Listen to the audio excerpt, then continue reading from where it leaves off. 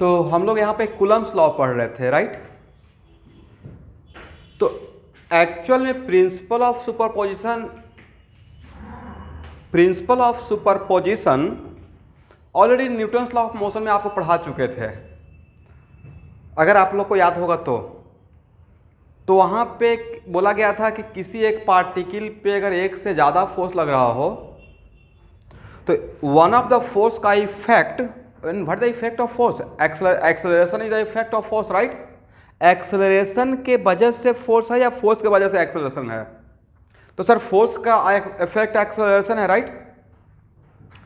तो वहां पे बोला गया था कि वन ऑफ द फोर्स का इफेक्ट दूसरे फोर्स के इफेक्ट से इंडिपेंडेंट होता है, और नेट इफेक्ट देखने के लिए हम लोग क्या करते हैं, सारे एक्सेलरेशन को हम लोग वेक्टोरियली ऐड करते हैं, और वहां से ही आ जाता था net force equal to mass into net acceleration, right.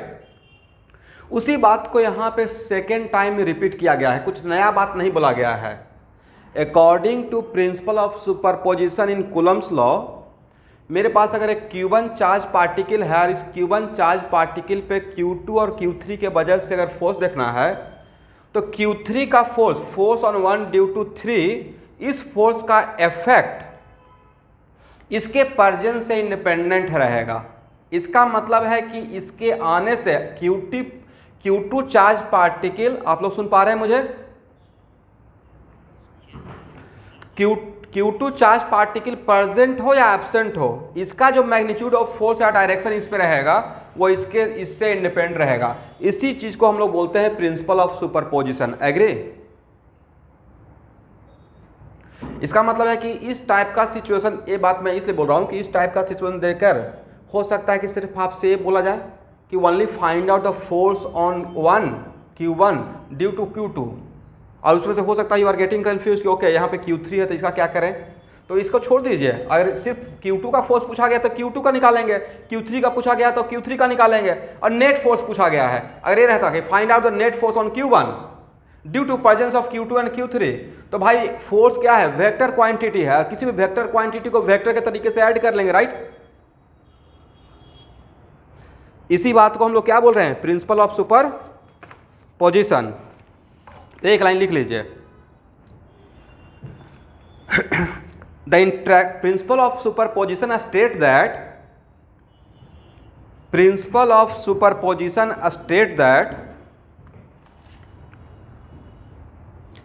interaction between any two charge particle interaction between any two charge particle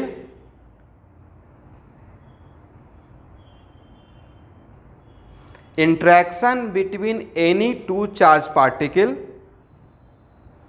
is independent of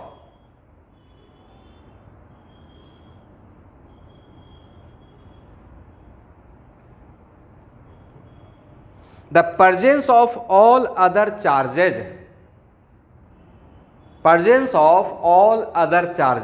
फिर से एक बार मिलाइएगा, the interaction between any two charge particle is independent of the presence of all other charges, full stop. Electrical force is a vector quantity, force ऐसे electrical छोड़ दीजिए, force is a vector quantity, therefore net force on any charge, therefore net force on any charge is the vector sum of all the forces is the vector sum of all the forces exerted on it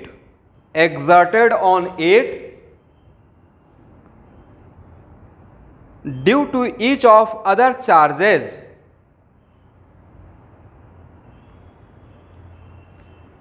due to each of the other charges interacting with it independently. Interacting with it independently.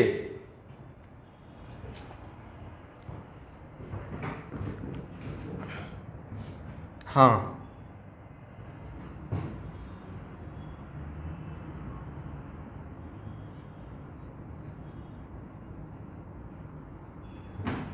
नहीं Lokesh, electric field पे अभी आया ही नहीं हूँ। Electric field पे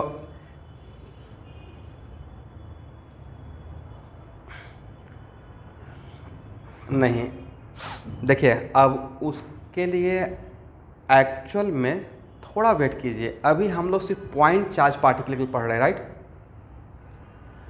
और electric field ये सब आगे का कहानी है, ठीक है, कि एक इलेक्ट्रिक लाइन्स ऑफ फोर्स दूसरे इलेक्ट्रिक लाइन्स ऑफ फोर्स को क्यों नहीं कट करता है, इसलिए इस पर अभी हम लोग बहुत ज़्यादा बात नहीं करना चाहेंगे। ओके, अभी सिर्फ मैं कूलम्स लॉ को बढ़िया से आपको समझाऊंगा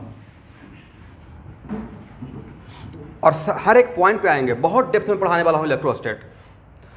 तो नेट फोर्स क्या रहेगा? नेट फोर्स रहेगा F12 प्लस वाट F13। इसका मतलब है कि किसी एक चार्ज पार्टिकल पे ड्यू टू 2 और 3 और 4 या 5 या जितना भी चार्ज पार्टिकल हो वो फोर्स लगाएगा, तो हर चार्ज पार्टिकल इस पे अपना इंडिपेंडेंट फोर्स लगाएगा और नेट इफेक्ट क्या रहेगा? उन सबका वेक्टोरियल सम रहेगा, राइट।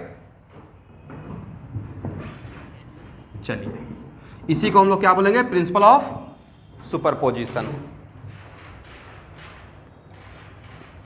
हो गया?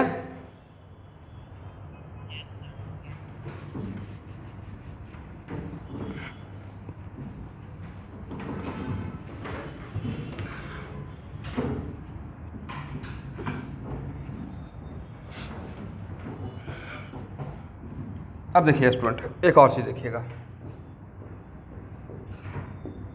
सब लोग सुन पा रहे हैं?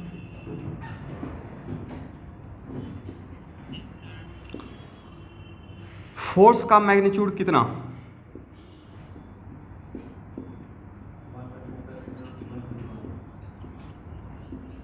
Q1 Q2 का मॉडुलस वाई, मैग्नीट्यूड लिख रहा हूं तो मैग्नीट्यूड बोलिएगा सिर्फ, राइट। यहां पे एप्सिलॉन नॉट क्या है?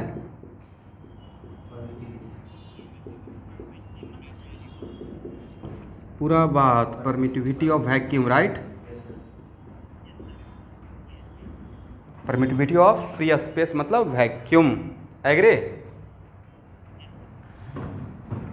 अब मान लेते हैं, यहां देखिए, इसका मतलब है कि यहां पे मेरा वैक्यूम है, तो सर जब तक क्वेश्चन में नहीं दिया जाएगा तो क्या लेंगे? तो जब तक क्वेश्चन मेंशन नहीं किया जाएगा तब तक हम लोग वैक्यूम ही मान कर उसको निकालते हैं, right. For example projectile motion में जब तक नहीं बोला गया है तब तक क्या आप एयर का ड्रैग लेते हैं? नहीं लेते हैं। वैसे ही सेम सिचुएशन, लेकिन सेम यहां पे Q1 Q2 को एक मीडियम में जिसका डाइलेक्ट्रिक कांस्टेंट, कौन सा कांस्टेंट सर? अब यहाँ पे नेक्स्ट क्वेश्चन कि सर डाइलेक्ट्रिक कांस्टेंट का मतलब क्या है? तो डाइलेक्ट्रिक कांस्टेंट का मतलब आपको कैपेसिटर में समझाऊंगा, अभी जानिए कि डाइलेक्ट्रिक कांस्टेंट कुछ होता है, राइट। ये दिया रहेगा, डाइलेक्ट्रिक कांस्टेंट को K से भी दिखाते हैं या इसको ER भी लिखते हैं। ER का मतलब रिलेटिव परमिटिविटी ऑफ मीडियम, क्या बोलेंगे?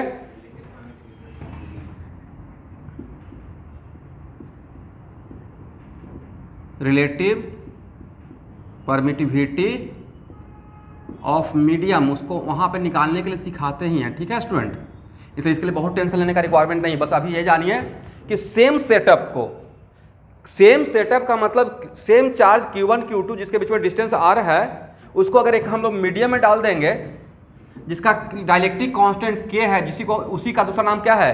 ER, relative permittivity of the medium, relative permittivity of the medium. तो मैग्नीट्यूड ऑफ फोर्स क्या हो जाएगा? इस तब Q1 Q2 के बीच में मैग्नीट्यूड ऑफ फोर्स क्या होगा, राइट। तो एक्चुअल में इस मीडियम में दोनों चार्ज पार्टिकल के बीच में मैग्नीट्यूड ऑफ फोर्स जो वैक्यूम में रहता है, समझे स्टूडेंट, उसके रिस्पेक्ट में K टाइम्स कम हो जाता है। कितना टाइम्स कम हो जाता है? के टाइम्स कम हो जाता है, राइट। इसका मतलब के से डिवाइड कर देंगे, एग्री। इसका मतलब वहां पे हम लोग को क्या लिखना पड़ेगा, 1/4 पाई एप्सिलॉन नॉट और के, राइट। के से डिवाइड कीजिएगा तो यही आ जाएगा ना यहाँ पे।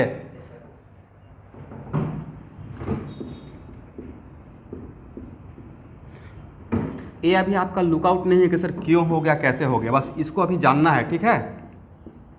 जहाँ पे सही टाइम रहेगा वहाँ पे इसके बारे में हम लोग काम कर लेंगे, करेक्ट।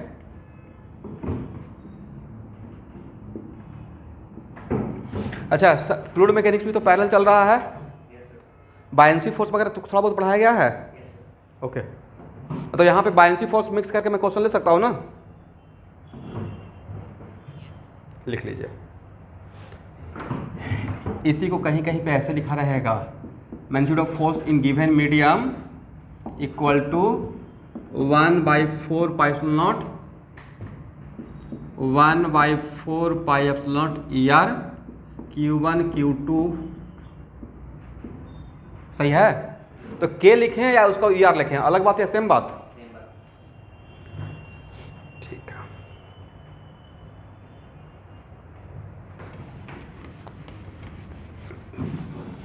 अब देखिए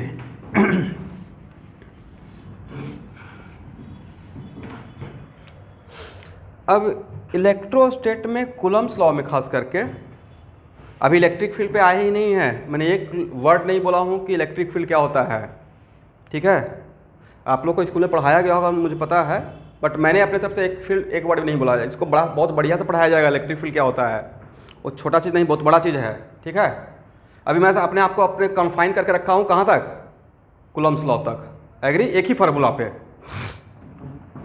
तो अब यहाँ पे लेट अस सपोज कि सर प्रॉब्लम सॉल्व करने के लिए सबसे बड़ा कन्फ्यूजन रहता है कि कैसे फॉलो करें, क्योंकि आपको तो पता है कि दो वेक्टर का रिजल्टेंट निकालने का बहुत सारा 4-5 रूल है। एक तो है पैरेललोग्राम लॉ, राइट, एक है पॉलीगॉन्स लॉ, उसके बाद एक है कार्टेशियन सिस्टम। तो सिंपल सा लॉजिक है कि अगर एक चार्ज पार्टिकल है, it is very important to note that एक चार्ज पार्टिकल है और उस पर 10 या 12 चार्ज पार्टिकल का फोर्स लग रहा है, तो 10 वेक्टर पॉइंट, एक मिनट लेट मी, हाँ बोलिए।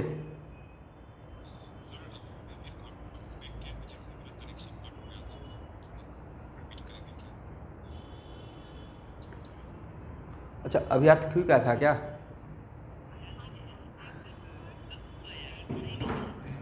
ओके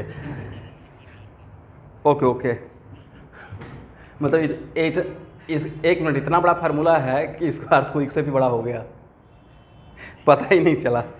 एनीवे, मैं कुछ नहीं बोला हूँ, मैं यहाँ तक थे, आप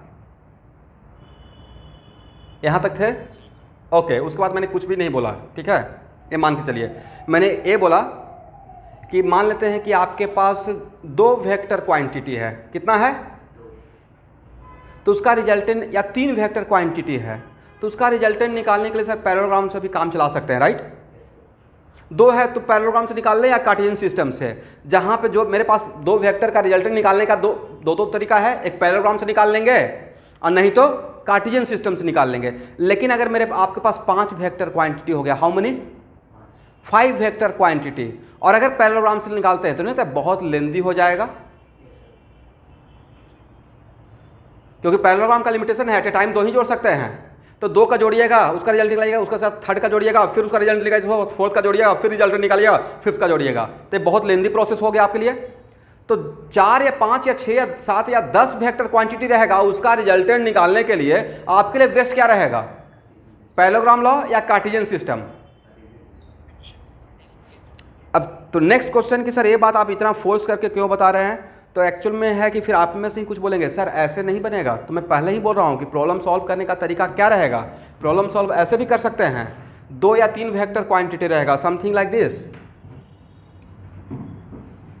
ठीक है ना। मान लेते हैं कि यहाँ पे मेरा एक स्मॉल q चार्ज पार्टिकल है और यहाँ पे q1 है और यहाँ पे q2 है, right, and all are positive charge particle. Let us suppose, आपको समझाने के लिए क्या है, all are positive charge particle. तो एक फोर्स लग गया, इसको हम लोग F1 बोलते हैं। ओके स्टूडेंट, और एक यहाँ पे F2 है। एग्री? तो इस केस में जब दो ही वेक्टर क्वांटिटी है तो पैरेललोग्राम लॉ से सॉल्व कर लें या कार्टेशियन सिस्टम से, जो भी आसान रहेगा उससे सॉल्व कर लेंगे। एक्चुअली है क्या, ये तो दो वेक्टर का रिजल्टेंट ही तो निकालना है ना। कूलम्स लॉ में नाम का ही तो फोर्स एप्लीकेशन हो रहा है, बाकी काम तो वेक्टर का ही करना है, राइट? तो इस केस में अब आप पे छोड़ दूंगा, दो वेक्टर रहेगा तो जिसमें आप जैसे हम लोग साथ में काम करेंगे तो जिसमें ज़्यादा कंफर्टेबल रहेंगे उसके अकॉर्डिंग सॉल्व कर लेंगे। तो यहाँ पे ये भी काम कर सकते हैं, रिजल्टेंट इक्वल टू क्या, F1 का स्क्वायर F2 का square plus 2F1 F2 cos theta root over. तो सर ए तो सिर्फ रिजल्टेंट निकल गया, उसके बाद एंगल, रिजल्टेंट का डायरेक्शन भी तो होना चाहिए। तो आपको पता है कि एंगल निकालने के लिए ए भी तो जानते थे, याद है एक फार्मूला वेक्टर में पढ़ाए थे, A sine theta divided by B plus A cos theta, जहां पे बीटा क्या था, beta is the angle between what,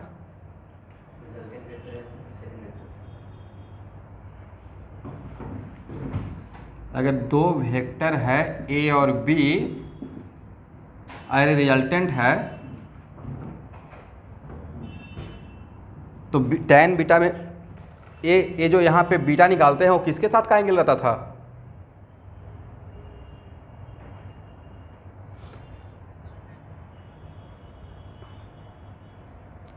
बोलना है। अगर ऊपर में ए तो एक साथ बी के साथ एंगल रहता था, राइट? उल्टा रहता था, ऐसे ही रटने के लिए आपको सिखाए थे। और ऊपर में बी रहता तो ए के साथ रहता है। अरे यहाँ तक मुझे याद है कि मैं यही सिखाया हूँ, राइट? तो इसका मैग्नीट्यूड निकल जाएगा और एंगल निकल जाएगा। Agree?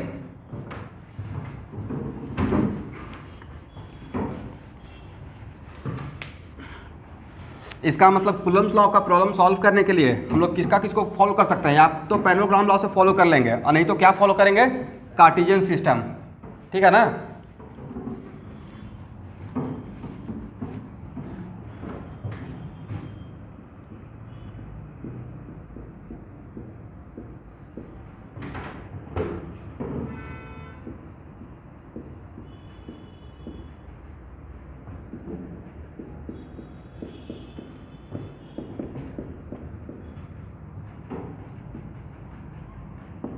Some problems on Coulomb's law.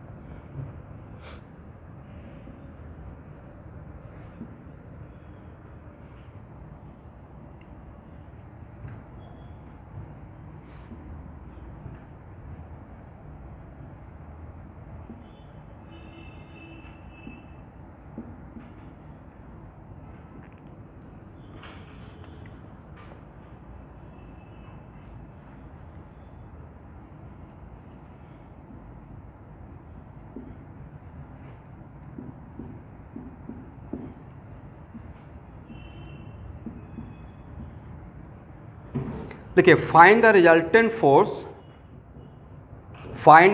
Force on the charge particle at C, find the resultant force on the charge particle at C due to other three charge particle,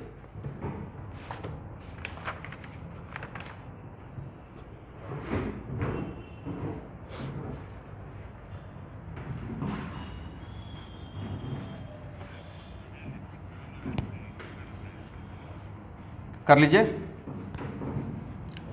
question लिखिए, find the resultant force on charge particle at C due to other 3 charge particle. Due to other 3 charge, एक minute, due to other 3 charge particle का मतलब जो ए पे है, B पे है और डी पे है, राइट। अब देखिए स्टूडेंट, इसको फर्स्ट मैं सॉल्व करता हूं कार्टेशियन सिस्टम से, ठीक है। अभी बोर्ड पे जितना भी प्रॉब्लम लेंगे वो बस आपको सॉल्व करने का तरीका, ठीक है। बाद में आपका मर्जी रहेगा कैसे आप सॉल्व करते हैं, मुझे आंसर से मतलब रहेगा। फर्स्ट मेथड, तो यहाँ पे हम लोग क्या करेंगे, यहाँ देखिए इस चार्ज पार्टिकल पे कौन कौन सा चार्ज पार्टिकल फोर्स लगाएगा, और यहाँ पे Q का वैल्यू है, एक मिनट, Q का वैल्यू है पॉजिटिव, Q का वैल्यू क्या है, पॉजिटिव। तो ऑब्वियसली -2Q क्या हो गया, निगेटिव। ए पॉजिटिव, ए निगेटिव और ए पॉजिटिव, इसके बीच में क्या होगा, रिपल्सन। इसके बीच में क्या होगा, अट्रैक्शन। इसके बीच में क्या होगा, अट्रैक्शन। लेकिन कार्टेशियन सिस्टम में इतना सोचने का रिक्वायरमेंट ही नहीं है, एग्री। तो यहाँ पे according to principle of superposition net force on C, आप लोग मुझे करेक्ट करेंगे, क्या ऐसे लिख सकते हैं, force on C due to A plus force on C due to B अब plus force on C due to D, agree ना। चलिए अब एक मिनट, मान लेते हैं कि किसी फोर्स का एक मिनट यहाँ पे देखना है, किसी फोर्स का ऑलरेडी आपको डायरेक्शन पता है तो उसका यूनिट वेक्टर अलग से निकाल के देने का रिक्वायरमेंट है क्या, अगर ऑलरेडी डायरेक्शन पता है तो। अब यहाँ देखिएगा, force on C due to B, it is very important to note that. पहले अब यहाँ पे एक मतलब हम लोग को ये करना है, राइट। तो force on C due to A equal to क्या लिखेंगे, 1/4 pi epsilon naught, put the charge with proper sign, right, -Q और -2Q, यही सिखाया गया है ना। और डिवाइडेड बाय क्या लिखा गया था, पोजीशन, यहाँ पे CA है तो यहाँ पे क्या लिखेंगे, CA, position vector of C with respect to A का Q इंटू RCA, एग्री, यही था ना। और RCA कितना है स्टूडेंट, सर RCA तो RC माइनस RA लिखेंगे ना, RC क्या लिखेंगे, RC माइनस RA, और RC कितना, sir BI plus BJ, agree, यहाँ तक किसी को प्रॉब्लम। RA कितना, sir 0I plus 0J, right. ये है मेरा origin, this is origin, right. यहाँ तक किसी को प्रॉब्लम, ओके। और RCA का मैग्नीट्यूड कितना,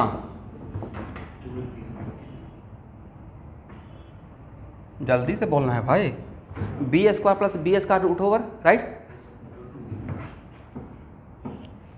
कितना, B√2, राइट।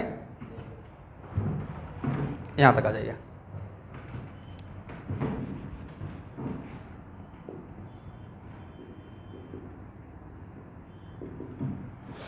कितना हो जाएगा, तो सर 1/4 पाई एप्सिलॉन को क्या मान लें, तो कॉम्प्लिकेटेड लग रहा है बार बार लिखना, K 2Q², Q -Q 2Q², right, और डिवाइड बाई B√2 का Q ना, BI plus BJ, agree student.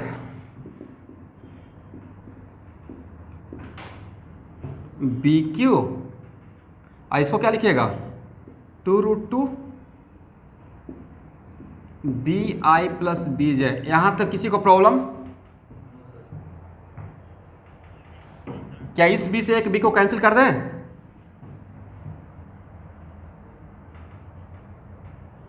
यहाँ पे बी क्यू है, यहाँ पे बी है, राइट। और इस टू से इस टू को कैंसिल कर देते हैं तो लास्टली बचा कितना? K Q square by root two I plus J. Is it clear?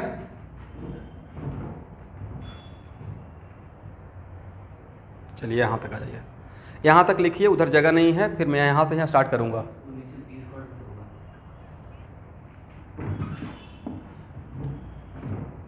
ये बिल्कुल यहाँ से सिस्टमैटिक चलना है। देखिए ये मैंने जो लिखा वो यहाँ तक समझ में आया आपको? उसके बाद ए समझ में आया? इसका मैग्नीट्यूड समझ में आया? जब इसका मैग्नीट्यूड निकाले, हाँ टेल मी।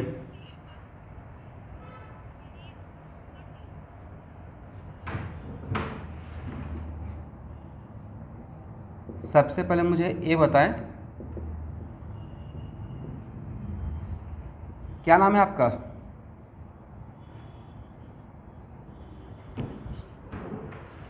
ओके तो आपको मैं वेक्टर का लेक्चर फॉलो करने के लिए बोला था। तो कार्टेशियन सिस्टम में अगर दिया रहता है तो किसी वेक्टर का मैग्नीट्यूड ऐसे निकालते हैं, राइट। ओके यहाँ पे क्या है? R C A equal to B I plus B J. I का कोफिशिएंट क्या? बी। जे का कोफिशिएंट क्या? वेक्टर बढ़िया से फॉलो कर लीजिए, इसलिए मैं वेक्टर दिया था, right. This is the part of class 11th। तो ए है बी आई, तो इसका जब मैग्नीट्यूड निकालेंगे तो उस फार्मूला पे सेट करेंगे तो क्या लिखेंगे? B square plus B square root over. तो B square plus B square root over कितना हो जाएगा? 2b square root over.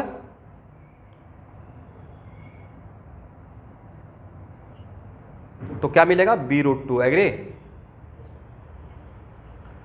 इसका मतलब है कि यहाँ पे आपका प्रॉब्लम कहाँ पे है? समझ में आ गया? वेक्टर में, राइट। क्योंकि मैं ये सब वेक्टर का एबीसीडी है, यहाँ से तो स्टार्ट ही किया जाता है वेक्टर।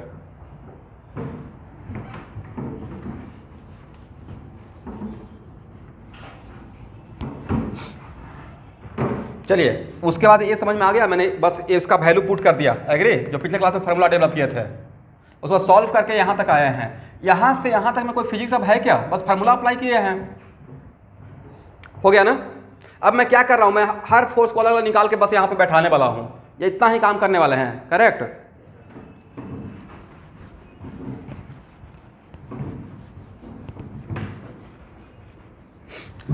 चलिए now force on C due to B. तो लेट अस सपोज पहले से ही अगर आपको पता है कि दो चार्ज पार्टिकल के बीच में डिस्टेंस क्या है तो उस डिस्टेंस को तो डायरेक्टली लिख सकते हैं ना। What the distance between B and C? Distance only, B. और इन दोनों के बीच में रिपल्सन या अट्रैक्शन? और अट्रैक्शन होगा तो डायरेक्शन इस फोर्स का क्या रहेगा? Force on B, force on C due to B का what the direction? Sir along negative Y axis, right. तो जहां पे पहले से पता है तो वहां पे हम लोग तो फास्ट हो सकते हैं, सिस्टमैटिक तो रह ही सकते हैं। सिस्टमैटिक तो यही है कि ऐसे लिखेंगे, बट अगर पहले से पता हो गया स्टूडेंट कि नहीं ये हम लोग डायरेक्टली कर सकते हैं, तो क्या इसको ऐसे भी फास्ट होने के लिए कर सकते हैं? इसका मैग्नीट्यूड कितना? के क्यू स्क्वायर, देखिए तो सही है, बाई बी स्क्वायर माइनस जे। देखिए मैंने सही लिखा या गलत लिखा? अब इसमें कुछ स्टूडेंट सोच रहे होंगे सर आपने तो ऐसा किया नहीं, force on C due to B equal to, आप जो इतना कहानी बना रहे थे 1/4π0 एकदम बिल्कुल साइन के साथ लेना है। उसके बाद आर सी बी है तो यहाँ पे सी बी का क्यू कीजिए और यहाँ पे आर सी बी कीजिए, राइट। एक करके देखिए तो डिफरेंट आता है, सेम आता है। आर सी बी के लिए तो यही लिखेंगे ना, R C minus R B, हाँ ना कुछ बोलते रहिएगा, B I plus B J, और आर बी कितना, बी आई आपस में कैंसिल, बचेगा कितना, बी जे, और R C B equal to क्या बचा, बी जे। तो इसका मैग्नीट्यूड क्या होगा, बी होगा, मैग्नीट्यूड क्या होगा। अब यहाँ पे पुट करेंगे तो K minus Q square agree by B Q, और इसका मतलब क्या लिख देंगे,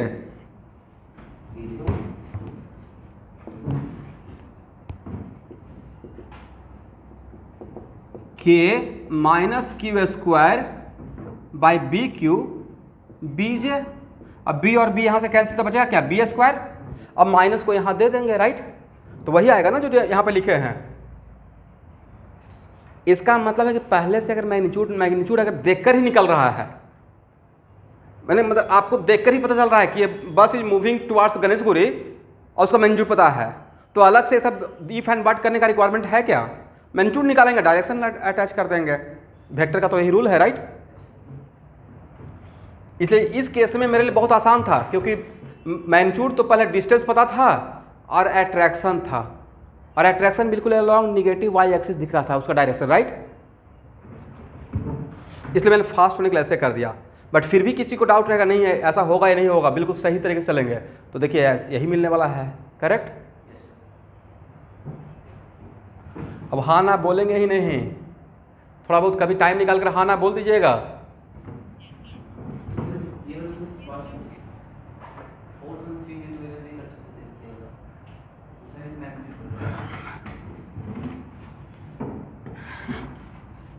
force on C due to,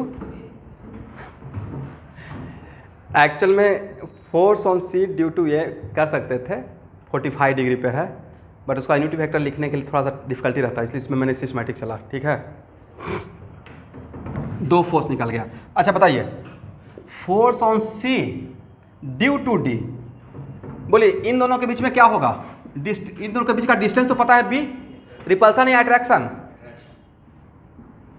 तो force on C due to D, इसका अट्रैक्शन का डायरेक्शन एग्जैक्टली अलग नेगेटिव एक्स एक्सिस, राइट।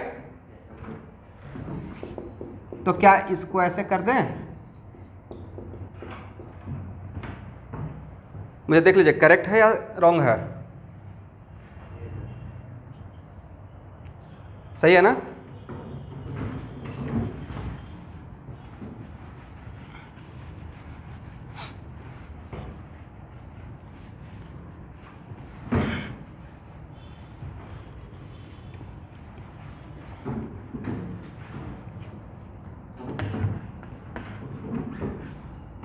चलिए स्टूडेंट, अब नेट फोर्स के लिए, तो नेट फोर्स के लिए sir force on C due to A, force on C due to B plus force on C due to D, right. सबका force उठाकर यहाँ पे डाल देंगे, क्या हो जाएगा, K Q square by √2 B square I plus J, agree, plus इसका कितना, K Q square by B square, आप लोग को दिखाई पड़ रहा है, plus K Q square by B square minus आई को आई के साथ, जे को जे के साथ, राइट। सब में कॉमन क्या ले सकते हैं, जो कॉमन ले सकते हैं उसको बाहर निकाल लीजिए। तो सर कॉमन सब में ले सकते हैं K Q square by B square, agree, और उसके बाद 1/√2 बोलते ही नहीं है, -1 आई प्लस 1/√2 -1। चलिए इस क्वेश्चन का आंसर शाहबाज देंगे। इस फोर्स का एक्स कंपोनेंट क्या है, यहाँ तक आ गया ना।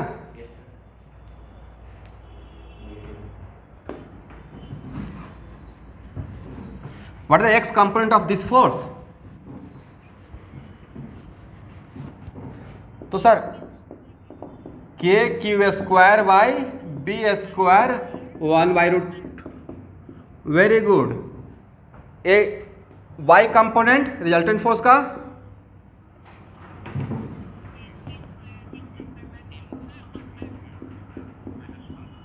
ओके, ए पॉजिटिव या नेगेटिव?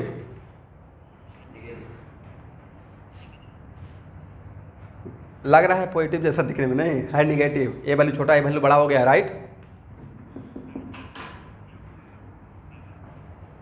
बॉस नेगेटिव है अभिज्ञान, ठीक है। ए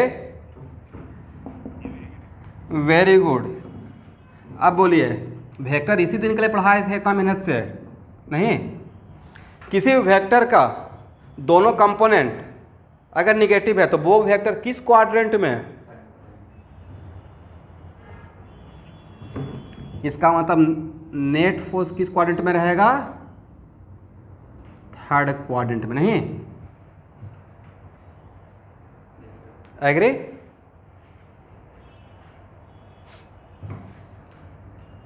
और इसका नेट फोर्स का मैग्नीट्यूड कितना होगा?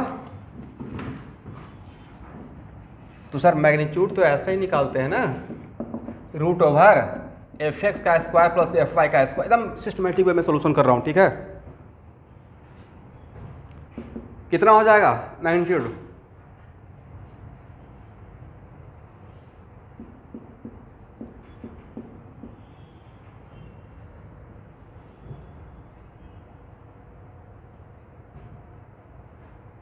बोलिए।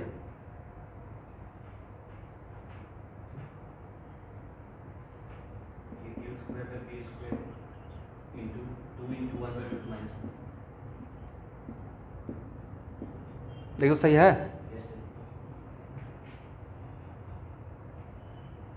दिस का स्क्वायर प्लस दिस का स्क्वायर करेंगे तो ये जो स्क्वायर रहेगा उसको बाहर लाएंगे तो स्क्वायर का यहाँ देखिए, तो इसको क्या ये समझ रहे मैंने ऐसा क्यों कर दिया? किसी को समझ में आया मैंने क्या किया? मॉडुलस यहाँ पे क्यों लगा के रखा? जैसे मान लेते हैं कि अगर ए बोलूँगा कि 1/√2 माइनस 1 का स्क्वायर रूट ओवर, इसको तो स्क्वायर है तो आप क्या कीजिएगा सर? स्क्वायर खत्म हो जाएगा, राइट, और रूट भी खत्म हो जाएगा। तो क्या इसको ऐसे लिख सकते हैं क्या? नहीं लिख सकते हैं, नहीं, रूट के अंदर से निगेटिव नहीं आएगा तो मॉडुलस लगाएंगे, राइट। तो देखिए मैग्नीट्यूड भी हो गया। अब डायरेक्शन के लिए तो कार्टेशियन सिस्टम में एक फार्मूला ये भी तो था, tan theta equal to F Y by F X, F Y by F X. तो F Y by F X करेंगे तो कितना आ जाएगा? F Y by F X equal to 1। तो एक मिनट, ओल्ड बैच का स्टूडेंट नहीं बताएंगे। तो tan theta equal to F Y by F X, ये दोनों वैल्यू इक्वल था तो 1 आ गया। तो थीटा इक्वल टू कितना? न्यू बैच का स्टूडेंट, ओल्ड बैच का कोई भी आंसर नहीं देंगे।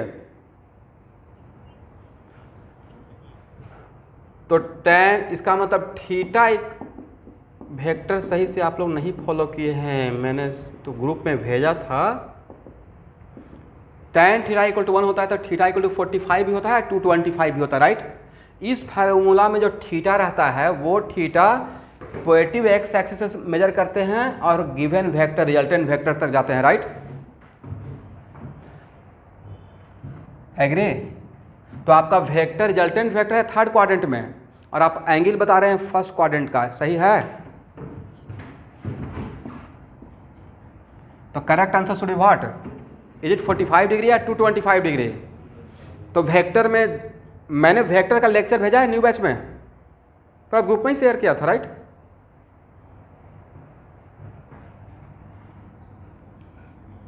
तो करेक्ट आंसर क्या रहेगा? 225 डिग्री, करेक्ट।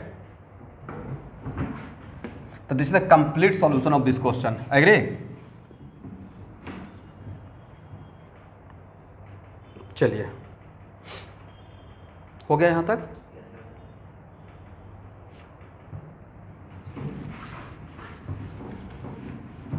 अब देखिए, इसका मतलब फाइनली जब क्वेश्चन सॉल्व किए तो एक्चुअली इस चार्ज पार्ट यहाँ पे निकालना था, तो नहीं लेता सर? यहाँ पे ए फोर्स था, force on C due to B, force on C due to D, और एक फोर्स क्या था? Force on C due to A, यही था ना। और इन तीनों का रिजल्टेंट किस क्वाड्रेंट में आ गया स्टूडेंट? थर्ड क्वाड्रेंट में। और कितना एंगल बनाकर? यहाँ से 225। इसका मतलब इन तीनों का रिजल्टेंट यही है ना, एफ नेट। ये तो पता है किसी वेक्टर को पैरेलली शिफ्ट करते हैं, vector will not change, right? तो this is the resultant, right? This is the resultant. Agree?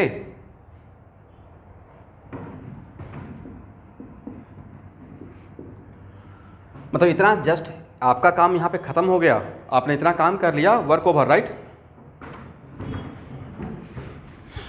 अब नेक्स्ट क्वेश्चन आपका रहेगा कि सर इसी क्वेश्चन को फास्ट होने के लिए, तो एकदम कंप्लीट सिस्टमैटिक सॉल्यूशन हो गया, कार्टेशियन सिस्टम, बट यहाँ पे 3 ही वेक्टर था, फास्ट होने के लिए अगर सॉल्व करना रहता तो कैसे सॉल्व करते हैं, राइट?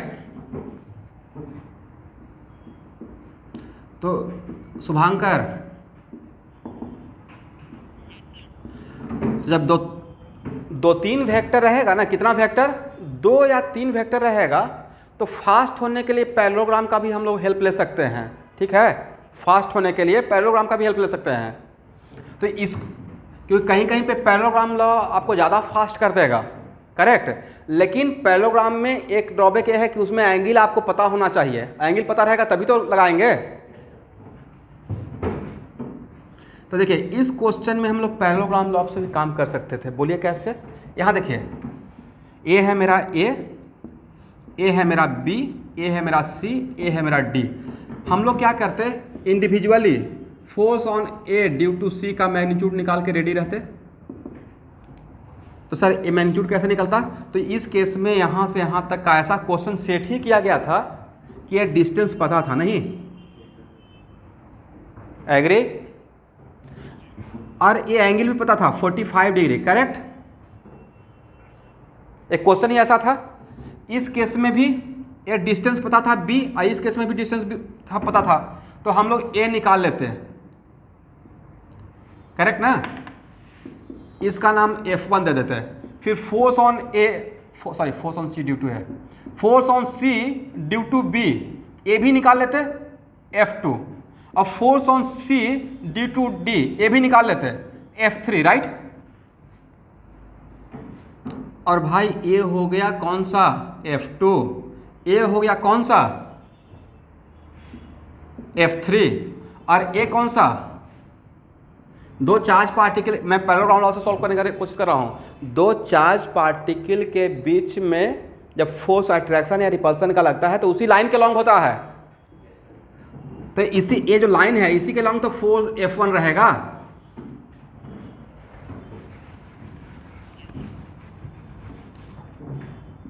अब मेरे पास 3 फोर्स है, F2, देखिए इसमें सर ये तो बहुत अच्छा है, 2 लाइन में सॉल्व हो गया। F3, आप लोग सब लोग सुन पा रहे हैं? चलिए, और ये है F1, और ये एंगल तो पता है 45 ना? अब F2 और F3 का मैग्नीट्यूड तो सेम है, ध्यान से देख लीजिए। तो 2 वेक्टर का मैग्नीट्यूड सेम रहता है तो उसका रिजल्टेंट एंगल बाइसेक्टर से पास करता है, एग्री? तो F1 F2 का रिजल्टेंट का हम लोग नाम दे देंगे F4, मतलब पहले हम लोग F2 प्लस F3 का मैग्नीट्यूड निकाल लेंगे, एग्री? कितना? सर F1 F2 का मान लेते हैं कुछ F, ठीक है? F2 का स्क्वायर प्लस F3 का स्क्वायर होगा। तो सर पैरेललोग्राम लॉ लगा रहे हैं तो लास्ट में एक और टर्म रहता था ना 2ab cos थीटा वाला, तो cos 90 0 हो जाएगा, राइट? तो बचेगा तो ए हो गया, इसका नाम दे देते हैं कि, तो क्या नाम देते हैं? F4, right? F4 का वैल्यू हम लोग के पास मिल गया यहाँ से, और इन दोनों का रिजल्टेंट तो इन दोनों के वेक्टर के बीच में ही रहेगा ना। ये वेक्टर का क्वालिटी है कि 2 वेक्टर का मैग्नीट्यूड सेम है तो उसका रिजल्टेंट उन दोनों के बीच में रहता है। अब बोलिए, ए हो गया F4 और ए हो गया F1, F4 और F1 के बीच का एंगल कितना? 180, राइट?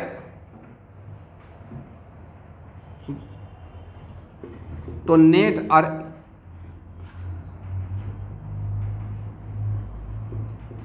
तो क्या ऐसे कर सकते हैं? F1 प्लस F4, हम लोग क्या किए, पहले F2 और F3 का रिजल्टेंट निकाले, और उस रिजल्टेंट का नाम F4 दिए और उसका F1 के साथ निकाल लिया है। एग्री? F1 का स्क्वायर F4 का स्क्वायर अब plus 2F1 F4 cos 180। Agree student? और नेक्स्ट क्वेश्चन किसका डायरेक्शन, तब देख लीजिए ये दोनों फोर्स जब एक ही लाइन के लॉन्ग है तो अगर इसका मैग्नीट्यूड ज़्यादा रहेगा तो इसके लॉन्ग रहेगा नेट डायरेक्शन, इसका मैग्नीट्यूड ज़्यादा रहेगा तो इधर की तरफ रहेगा, राइट? तो ये हो गया एग्जाम में फास्ट होने के, जेईई मेन में अगर बैठे हुए हैं क्वेश्चन आ जाएगा।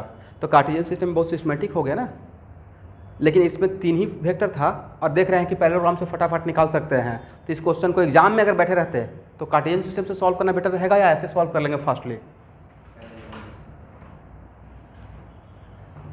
ज़्यादा बेटर रहेगा, ये फास्ट हो गए। वो सिस्टमेटिक है, एकदम किसी को इम्प्रेस करना है, एकदम highly systematic solution. Oh but exam में अगर आंसर निकालना है तो ऐसे सॉल्व कर लेंगे। एग्री? लेकिन इसमें 5-6 वेक्टर रहेगा तो नहीं कर पाएंगे। कितना करते रहिएगा, 2 का निकाल लेंगे, उसके साथ 3rd का निकाल लेंगे, फिर ये तो चांस की बात है ना कि इसमें एंगल पता चलते रहे। हाँ, एंगल नहीं रहता इसके बीच में पता तो क्या निकाल पाते? तब कौन हेल्प करेगा? Cartesian system, right?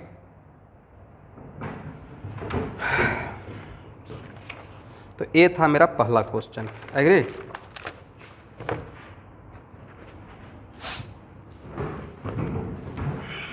हो गया ना? हटाए?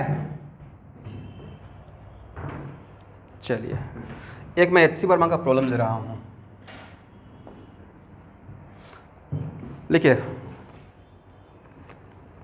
सबके पास HCV का सेकेंड वॉल्यूम लेकर आना है। सेकेंड वॉल्यूम है? आप लोग सेकेंड वॉल्यूम निकालिए तो।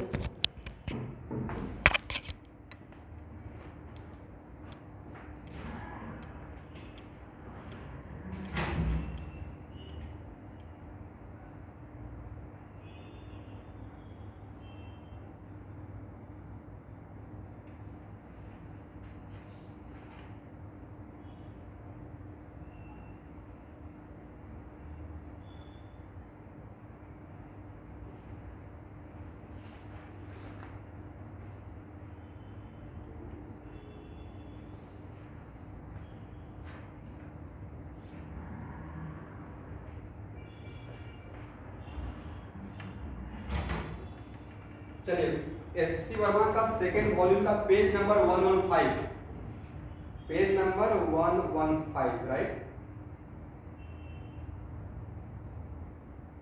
क्वेश्चन नंबर 5 मिल गया?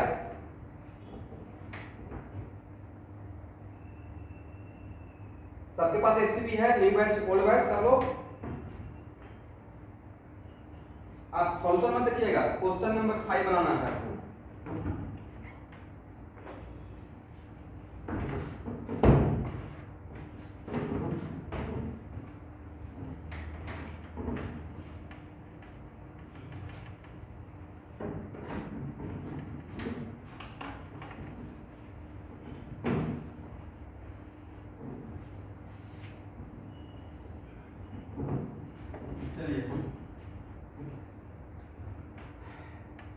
ये है HCV का क्वेश्चन नंबर 5, वर्कआउट है ना?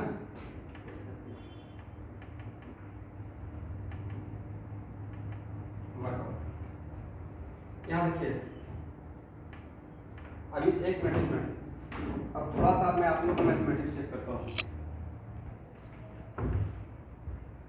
अच्छा ये बताइए तो स्टूडेंट, आपको क्वेश्चन एक देखा हूँ, यहाँ देखना है, सब लोग लिख भी लीजिएगा नोटबुक में इस क्वेश्चन को एटलीस्ट।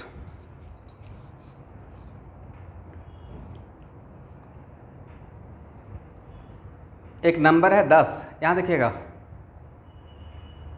इस नंबर क्या मैंने दिया 10, इसको 2 पार्ट में डिवाइड करना है। क्या करना है? दैट्स वाई किसका सम ऑलवेज 10 बना रहे, x + y = क्या है? 10। तब क्वेश्चन है कि x और y का प्रोडक्ट का मैक्सिमम वैल्यू कितना होगा?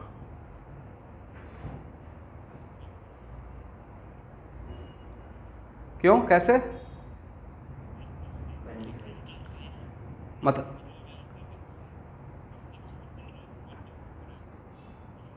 Very good. आज के बाद याद रखना है, किसी भी दो नंबर है उसको अगर दो पार्ट में उसका सम अगर x + y = 10 है और x y का प्रोडक्ट, तो उसका मैक्सिमम वैल्यू उन दोनों का बिल्कुल इक्वली डिवाइड करते हैं तब होता है। ठीक है, वेरी गुड। चलिए, क्वेश्चन समझ में आ गया है आप लोग को। क्वेश्चन में क्या बोला गया है कि मेरे पास एक q चार्ज पार्टिकल है, राइट।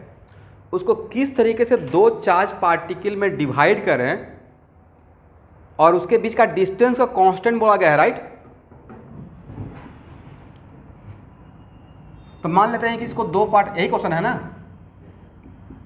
ऐसे डिवाइड कर दिए q और q - q, दोनों का सम तो q, एग्री। तो अब बोला गया है कि किस तरीके से डिवाइड करें सो दैट इन दोनों के बीच का मैग्नीट्यूड ऑफ फोर्स मैक्सिमम हो जाए, राइट।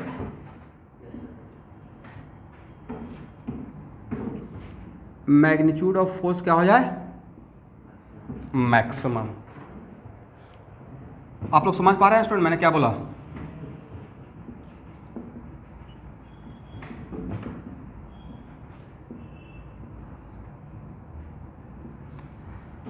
चलिए यहाँ देखिएगा, इसका मुझे मैक्सिमम वैल्यू चाहिए। यहाँ पे वेरिएबल ए वेरिएबल है क्या, ए वेरिएबल है नहीं है। वेरिएबल के नाम पे कौन है, स्मॉल q। इसको मैं कैलकुलस के मेथड से देख लेता हूँ पहले, ठीक है। इसका मतलब ये हुआ, और ए लाइक चार्ज पार्टिकल हो गया ना। इसी चार्ज पार्टिकल को, सेम चार्ज पार्टिकल को दो पार्ट में डिवाइड कर दिए हैं, तो अब इसलिए तो अंदर में मॉडुलस के अंदर का क्वांटिटी क्या रहेगा, पॉजिटिव रहेगा। इसका मतलब है कि इसका मैक्सिमम वैल्यू होने के लिए इसको मैक्सिमम होना चाहिए।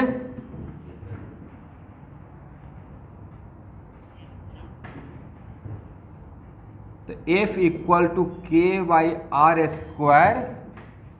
q - q × q/r², agree. तो क्या हम लोग ऐसे को, आपको तो पता ही है, मैक्सिमा या मिनिमा निकालने के लिए क्या करते थे, उसको डिफरेंशिएट करते थे, राइट, कैलकुलस के मेथड में। तो F = k/r² q - q², ये लिख सकते हैं। अब मैक्सिमम और मिनिमम होने के लिए जो वेरिएबल रहता है उसके रिस्पेक्ट में डिफरेंशिएट करते हैं, फिर क्या करते हैं, डबल डिफरेंशिएट करते हैं। अगर निगेटिव आ गया डबल डिफरेंशिएशन, मैक्सिमा होगा, पॉजिटिव आ गया मतलब मिनिमा होगा, राइट।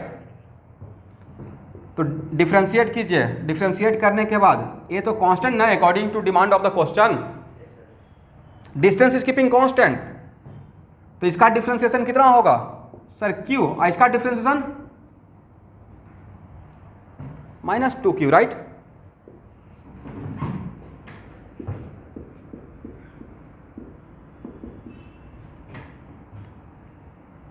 तो q - 2q k/r² = 0, imply q - 2q = 0, मतलब q = व्हाट, q/2। लेकिन यहाँ तक अभी श्योर नहीं हुए हैं। ये पता है कि एक हम लोग को क्रिटिकल पॉइंट वैल्यू मिला है यहाँ पे, इस वैल्यू के लिए या तो मैक्सिमा रहेगा नहीं तो मिनिमा रहेगा। एक बार क्रॉस चेक करने के लिए क्या करते हैं, क्रॉस चेक करने के लिए सर एक बार और डिफरेंशिएट करेंगे, right. Again differentiate this one, कितना आ जाएगा सर, इसका डिफरेंशियल तो 0 और इसका डिफरेंशियल -2, राइट। एक क्वांटिटी निगेटिव है, agree.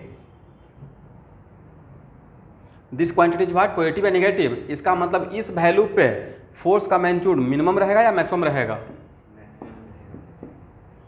F maximum, yes, when what, Q = q/2। इसका मतलब है कि आज के बाद किसी भी गिवन चार्ज पार्टिकल को अगर इक्वली डिवाइड करते हैं और एक फिक्स डिस्टेंस पर रखते हैं तो उन दोनों के बीच का फोर्स का मैग्नीट्यूड मैक्सिमम होगा। यहाँ से हम लोग ये सीखे, राइट। तो मान लेते हैं कि डिफरेंशिएशन का रूल नहीं जानते, तभी तो एक क्वेश्चन बन जाता ये वाला फार्मूला से। तो इसका प्रोडक्ट का मैक्सिमम वैल्यू कब होता है, जब इक्वली रहता है। तो वैसे ही यहाँ देखिए, इस क्यू सेकेंड मेथड में क्या करते हैं, Q equal to Q1 plus Q2, right. Second method में जैसे निरंजन जो बोले कि सर दो x प्लस वाई इक्वल 10, तो दोनों का प्रोडक्ट मैक्सिमम होगा जब इक्वली मिडिल पॉइंट पे होता है। क्या बोले? सेकेंड मेथड में विदाउट कैलकुलस हो जाता। अभी क्लियर है?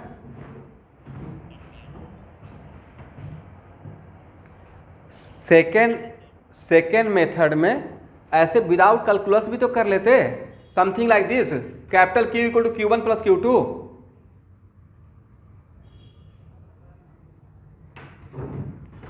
चलिए इसको लिख लीजिए, मैं समझा रहा हूँ कि सेकेंड मेथड में क्या बोलना चाह रहा हूँ।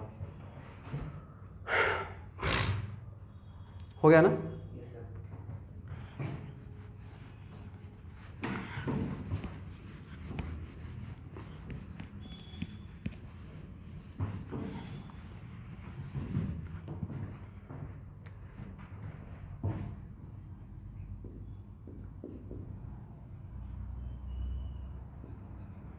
Q1 Q2 और Q1 plus Q2 equal to what?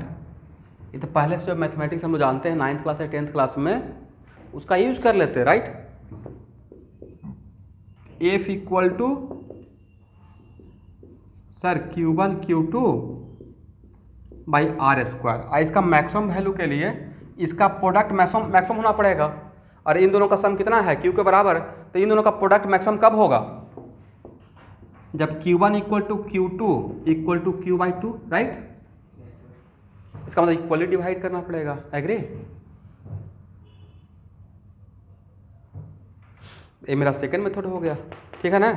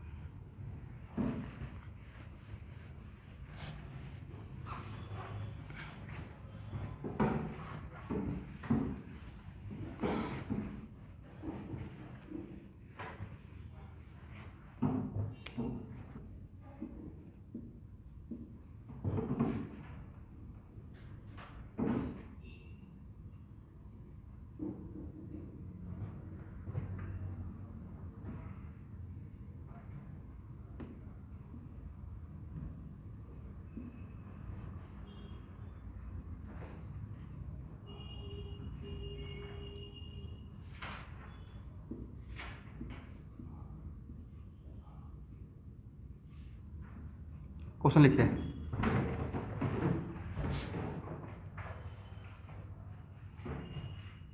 A charge particle capital Q is fixed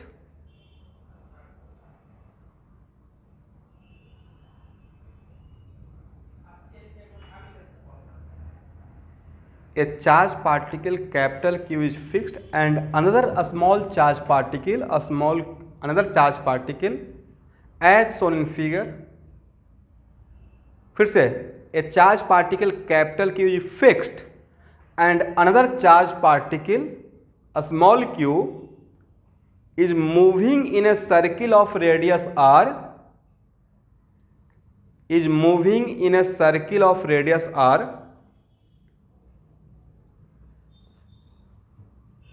under the influence of electric force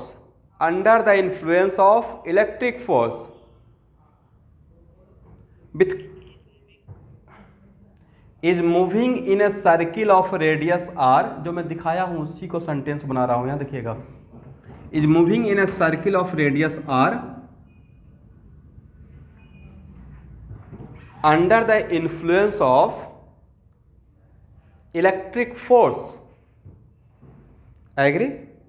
With constant speed।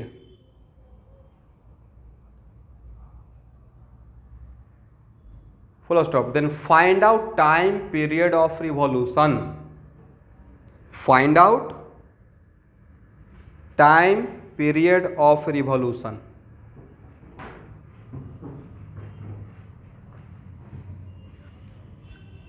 अच्छा, एक मिनट।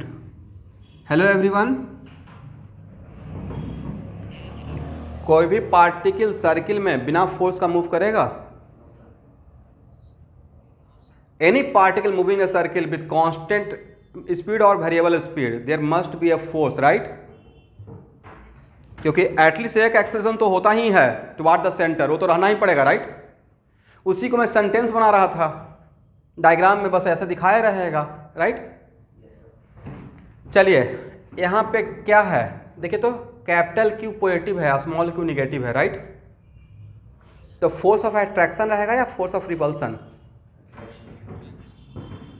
इसका मतलब है कि centripetal force, force toward the centre, नहीं, equal to क्या बोल सकते हैं, mv²/r।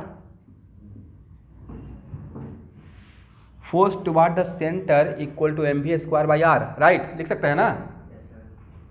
अब भाई यहाँ पे फोर्स टुवार्ड द सेंटर है क्या sir? Force toward the centre तो ये है QQ/r², एग्री? इस चीज को यहाँ पुट कर दिया। के समझ रहे हैं ना, के अंदर क्या छुपा हुआ है?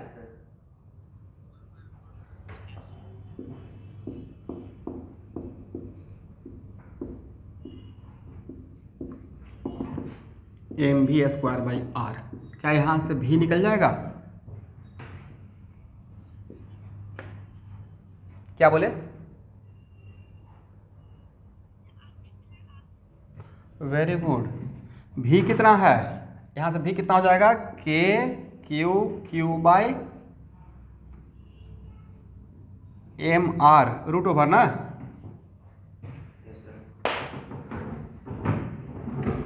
तो टाइम पीरियड ऑफ रिवोल्यूशन के लिए क्या लिख सकते हैं? Distance by speed.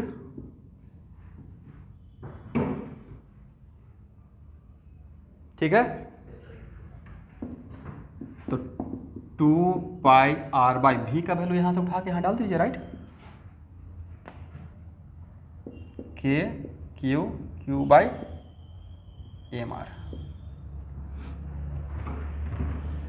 अब ध्यान से देखेंगे, यहां देखिए, ध्यान से देखिए, तो इसको ए लिख सकते हैं 2π/v/r। थोड़ा बहुत बोला कीजिएगा जब क्लास करते हैं तो, मतलब ये मत सोचिए कि सब एक बार बोलेंगे तो राकेश सर को सबका आवाज़ सुनाई पड़ेगा। कोई बात नहीं है, मैं उतना टॉलरेट कर लूँगा। अब भी इक्वल टू आर ओमेगा होता है, राइट? तो omega equal to what? v/r। तो टाइम पीरियड के लिए 2π/ω भी तो लिखते हैं। तो एल ऐसे निकालें या 2π/ω से निकालें, अलग आंसर या सेम आंसर? सेम आंसर है, ठीक। तो ये बहुत टफ क्वेश्चन है, ये परफेक्ट क्वेश्चन है फॉर नीट, बच्चा टाइप प्रॉब्लम नहीं। हो गया?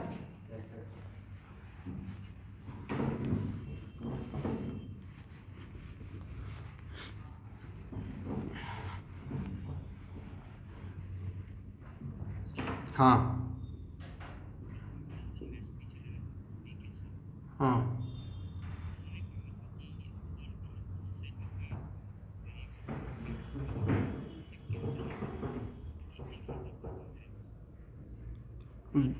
बोथ साइड में वेरिएबल मतलब?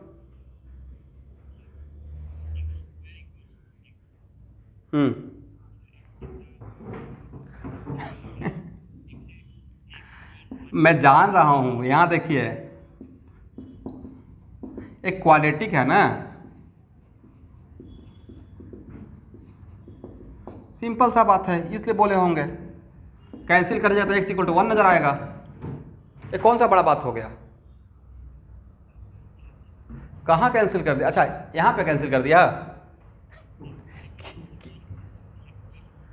हाँ, किसको कैंसिल कर दिया? आर को। आर को पहले से पता है कि r = 0 नहीं है, तो कैंसिल कर सकते हैं ना। पहले से तो देख ही रहे कि r = 0 नहीं है, राइट? दैट्स वाई मैंने कैंसिल कर दिया। क्लियर?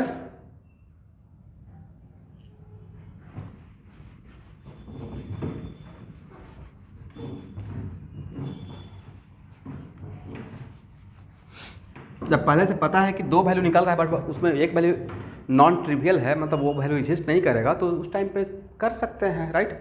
बट आपने बोला एकदम बिल्कुल परफेक्टली करेक्ट, बट उस केस में मुझे पता था कि आर का वैल्यू यहाँ पे 0 नहीं है, एग्री।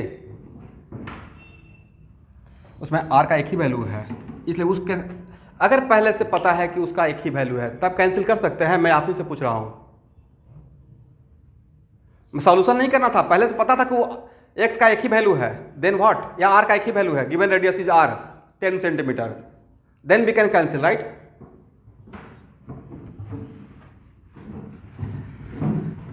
चलिए स्टूडेंट,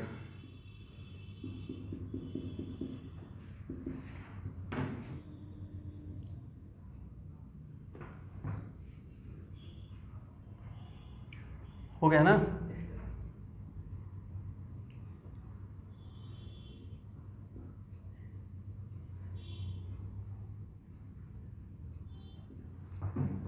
यहां देखिए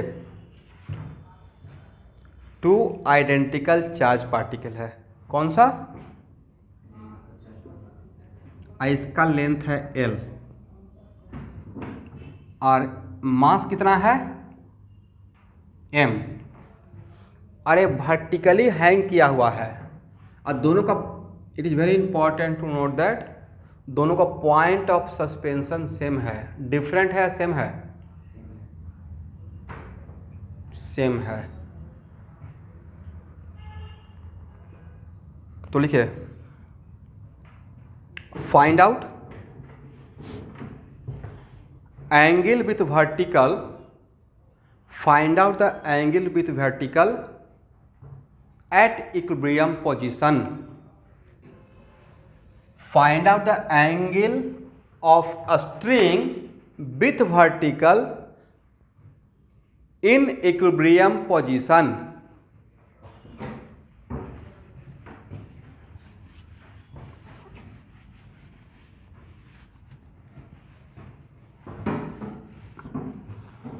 चलिए इस क्वेश्चन को मैं सॉल्व कर रहा हूँ। यहाँ देखिएगा एक क्वेश्चन, देखिए इस टाइप का क्वेश्चन बोर्ड के लिए भी इंपॉर्टेंट है और नीट वगैरह लेवल के लिए भी। ये क्या है, आइडेंटिकल है तो क्या अट्रैक्ट करेगा या रिपेल करेगा, रिपेल करेगा तो एक ऐसा टाइम आएगा कि situation is just like this, और मैं खुद ही बोल दिया हूँ कि इक्विलिब्रियम मतलब कम्स इनटू रेस्ट, तो ऐसे होकर एक दूसरे से थोड़ा दूर जाकर रेस्ट में हो जाएगा। यहां तक सबको समझ में आया? ओके, तो हम लोग को निकालना क्या है, हम लोग को ए एंगल निकालना है ना student, A angle theta, but इस केस में ए आर गिवन रहेगा। एक मिनट, एक मिनट, आर गिवन नहीं रहेगा स्टूडेंट। हाँ बोलिए तो,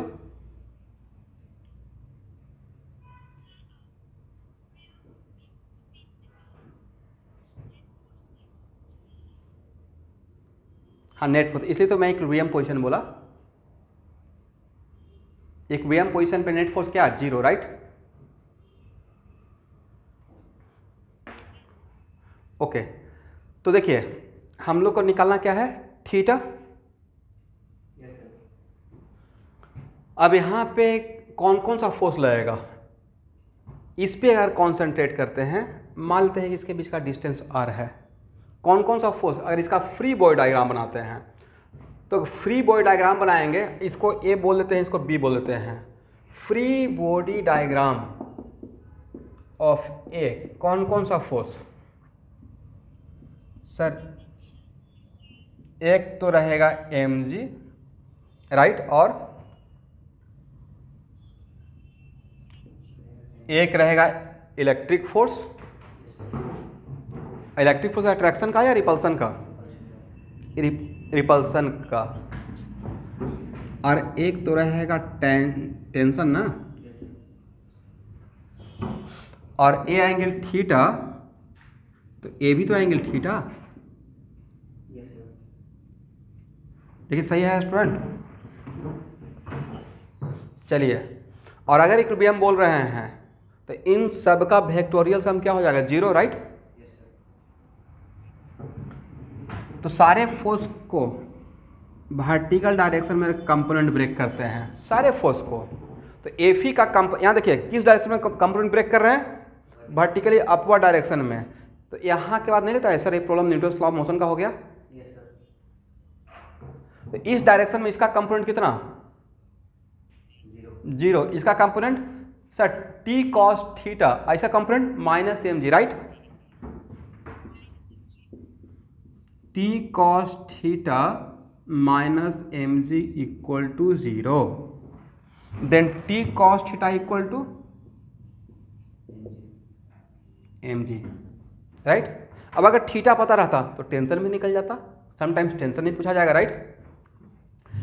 अब चलिए यहां तक आ गए। अब सारे फोर्स को हॉरिजॉन्टल राइटवर्ड डायरेक्शन में ब्रेक कीजिए। हॉरिजॉन्टल राइटवर्ड डायरेक्शन में किसका कंपोनेंट 0 रहेगा, mg का, राइट। एफी का कंपोनेंट तो एफी कॉस 0 रहेगा, और टेंशन का component T cos 90 plus theta, T cos 90 plus theta, और cos 90 plus theta minus sine theta. क्या डायरेक्ट लिख दें, तो T sine theta equal to कितना हो गया, एफ। ठीक है। इक्वेशन सेकेंड को फर्स्ट से डिवाइड कर दें स्टूडेंट, तो कितना हो जाएगा, tan theta equal to mg by, sorry F by mg, यहाँ तक आ जाए।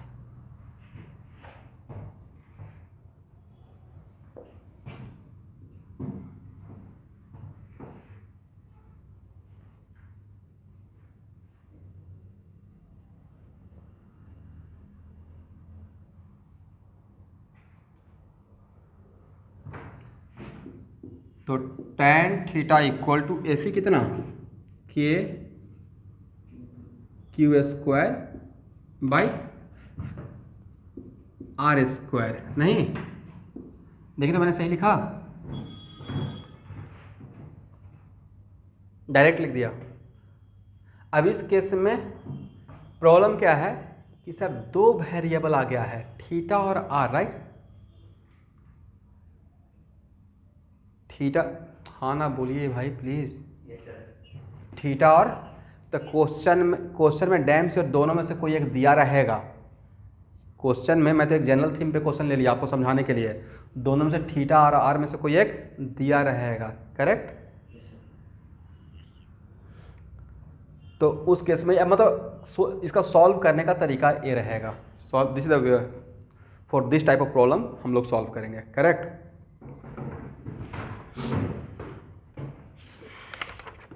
ठीक है ना।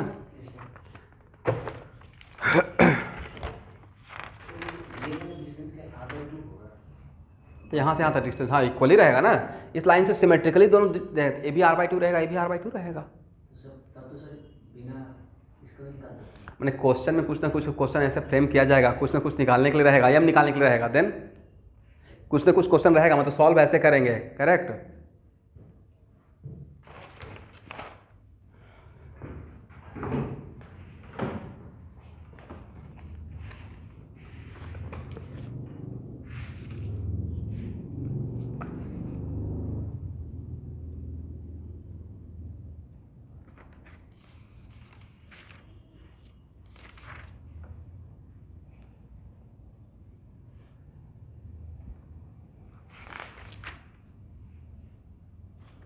चलिए पेज नंबर 121, क्वेश्चन नंबर 24 कैसे दिया रहेगा वो बता रहे हैं कैसे दिया रहेगा। क्वेश्चन नंबर पेज नंबर 121 देखिए, तो आप लोग चले गए पेज नंबर 121 में, क्वेश्चन नंबर 24।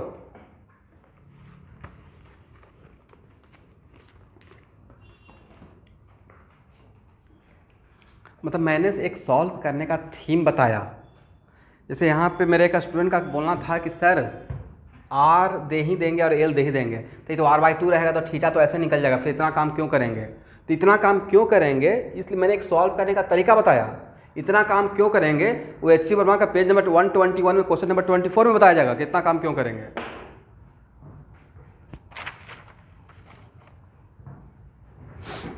आप लोग क्वेश्चन मिल गया,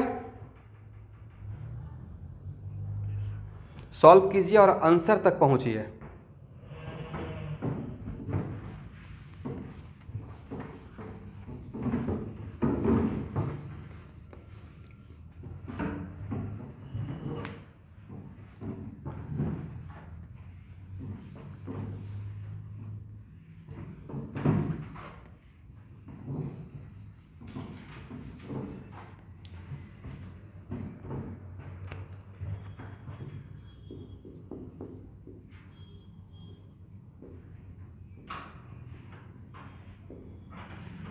और सारा वैल्यू को ऐसा सिस्टम मिलेंगे तो चार्ज का आंसर कूलम में आएगा, राइट।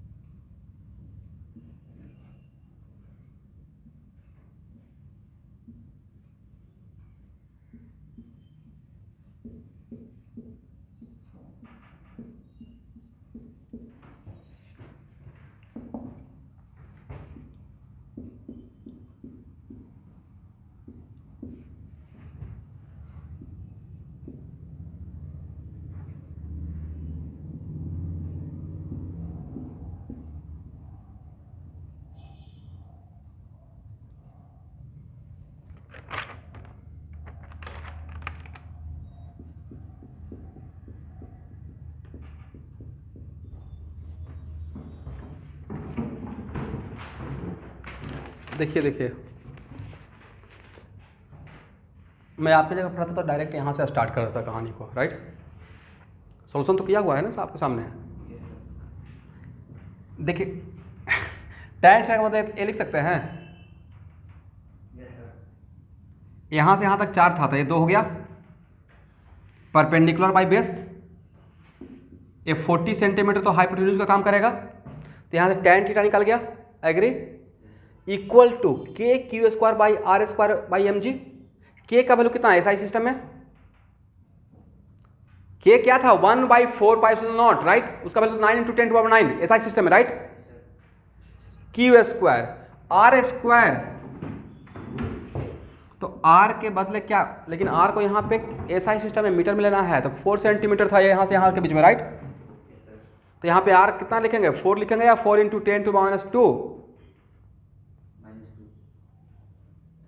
4 × 10⁻²। और यहाँ पे मास किस में, ग्राम में रखेंगे या केजी में, 20 × 10⁻3। और जी का वैल्यू थोड़ा सा लाइफ इजी करने के लिए 10 ले लिए, agree. Only unknown is what,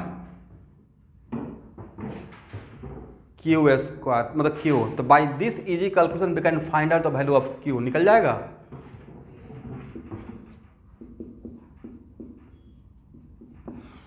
तो अब समझ में आया कि किस टाइप से क्वेश्चन क्या पूछा जाएगा। अभी क्यू पूछ लिए, कभी एम पूछ लेंगे,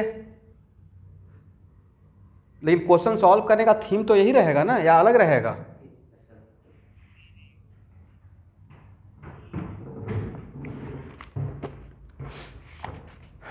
चलिए यहाँ देखिए, आप लोग ट्राई करना स्टार्ट कर दीजिए ऐसे HCB का एक्सरसाइज का 1 बहुत बढ़िया बढ़िया क्वेश्चन है। शुरू में आपको आसान क्वेश्चन मिलेगा,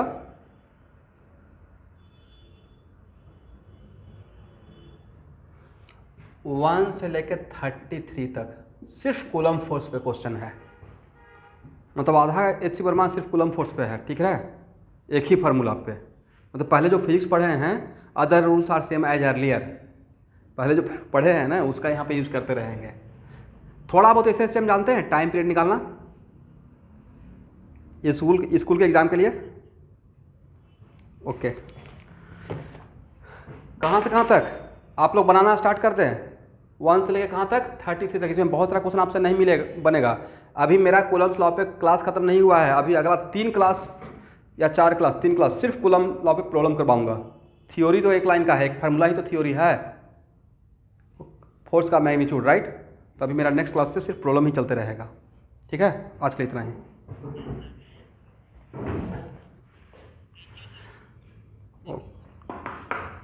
ओके स्टूडेंट, आज आप लोग का बायो का प्रॉब्लम डिस्कशन क्लास है नहीं?